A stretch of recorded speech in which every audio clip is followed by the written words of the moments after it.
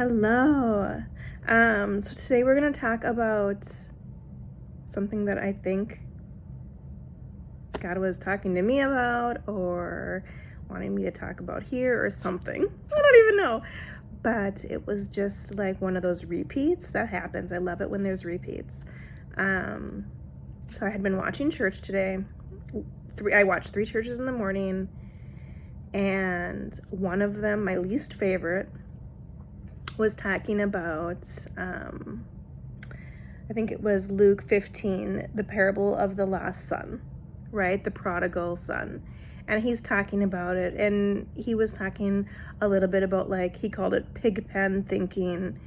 And, he had some good points. It was not my favorite message in any way at all. I watched the other 2 churches as well today, and this in no way was my favorite. But it did stand out that he was talking about this, like, he called it pig pen thinking. So what he's talking about is, like with the prodigal son, how, the guy's got 2 sons. One of them takes his inheritance early before the guy's even dead, goes out, is like spending his money like crazy, living the life, and ends up losing all his money and ends up having to take care of this other guy's pigs, and is just like he's got nothing left and he's starving to death. Like the pigs are eating better than he's eating. He's like, I need some of this food from the pigs because it's looking good to me because I'm so hungry. And he's thinking, if I was back with my father, right, if I was back at home, I would, even my father's servants eat better than I do. And I think the guy's point in the church service was he was talking about pig pen thinking, like there was a lot of this, we reap what we sow. Are we in the pig pen in the bad scenario, like this guy who's starving to death because of our own actions, our own sin, this kind of stuff? And that wasn't really like hitting home with me necessarily. I was like, oh, whatever. I mean, I saw the point of where he was going with it. Like, if we harbor wrong thoughts, it will lead us down wrong actions and we'll end up in a hole, Anyway, and then later on in the day, I was because I have been making a diligent effort to have, like, today be like a Sabbath and just have rest, because we had just a very busy few days in a row. And then today was just, I really was careful to, like, just rest and have time with God. So I actually had my Bible out and was, like, reading various things and just kind of lightly.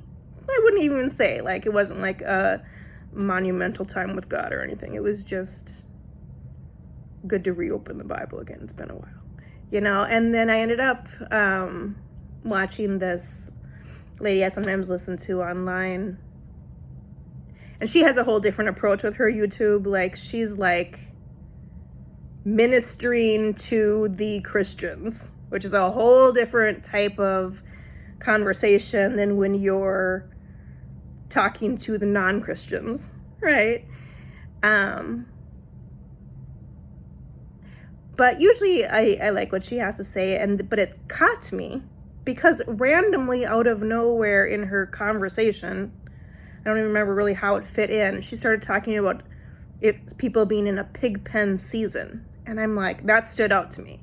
Because I've been, in my 5+ years of the Christianity, I've, until today, have never heard anyone talk about pig pen thinking, pig pen season. And then I heard it twice in one day today. I was like, that's God. Something's going on here. I need to pay attention to this. And she would just, she wasn't explaining anything. Because again, she's preaching to the actual full-blown Christians who already know what this even means. And I kind of got what she meant because I had just heard this morning about the other guy talking about pig pen thinking. So then later I was like, is this a thing? Is this another one of those terms that the Christians throw around that I just haven't come across yet? Pig pen seasons and pig pen thinking and all of this? Like, what is this? What am I missing here? Is God trying to tell me something, or what? How am I supposed to use this knowledge? Like, what's going on? And then I was kind of like Google searching it, and like I think I didn't really find a ton on Google, and then I had YouTube searched it, and there's a few sermons on Pigpen stuff, because everyone's got their own take on it. I'm like, this is interesting. And they're all talking about this Luke 15 with the prodigal son, which a lot of people will think of that as like, you know, in essence, your child is, or whoever, family member, whoever is turned away from the father, right? And then they turn toward the father and come home. And so people will always talk about, oh, my prodigal son, my prodigal daughter, my prodigal father, my prodigal whatever. And people know what they mean, right? Someone who's just not submitted to the Lord and not in Christ, and is suffering in some way because of that. Anyway, so what I was thinking about that was this part about how it says in Luke 15:20 about the son when he decides to turn and go towards his father, go back, leave the pig pen, right? And he says, so he got up and went to his father. And so there's this act of coming to your senses and getting up and walking. Kind of like when Jesus says to the guy lying on the mat, who can't walk, like the paralyzed guy or whatever, and Jesus says to him, you know, get up and walk, or whatever he says, and the guy gets up and walks. It's very similar right here, right? So it says when he came to his senses, blah, blah, blah, so he got up and went to his father. The guy literally got up and walked out of his situation toward his father, toward God. And then God, of course, is very compassionate and loving and takes him in, the father. And this guy's not starving anymore. He's not like starving with the pigs in the pig pen anymore. He's gonna be okay. And I'm like, that's so interesting. I had never thought about it that way, and about pig pen thoughts or pig pen seasons. I've never heard that terminology until today when I heard it twice. So I thought we should discuss it. But there was a situation once where I had that feeling where I was interacting with this person who was homeless. And I have a lot of stories about this particular person. We had a lot of encounters with this human, which I have talked about before on this channel. But looking at that from a different perspective, like it's going to seem more unloving right now, what I'm about to say.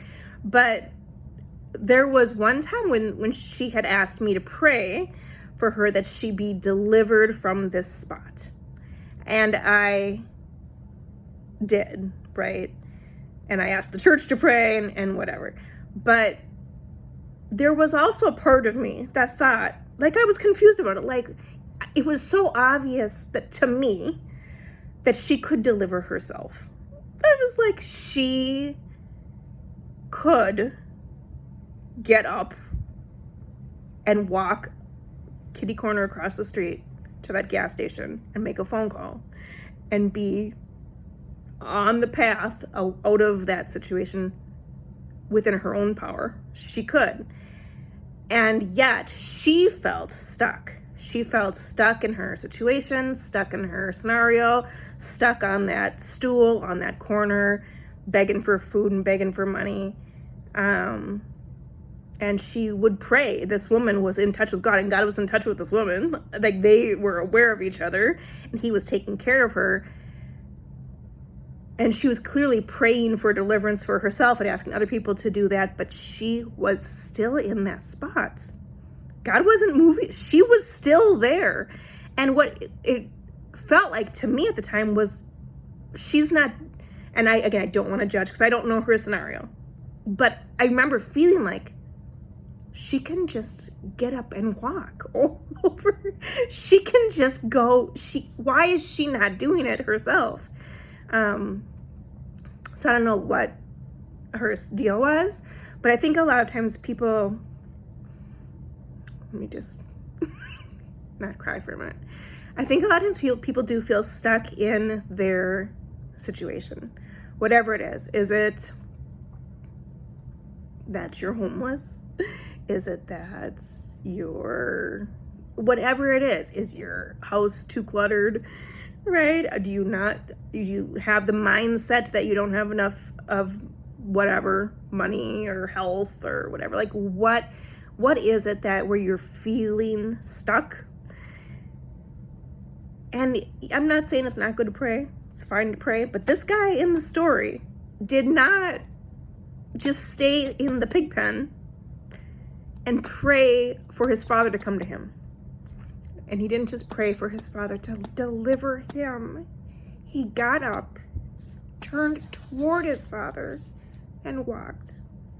And then his father saw him. And so I just think that is so important for all of us to remember our own role in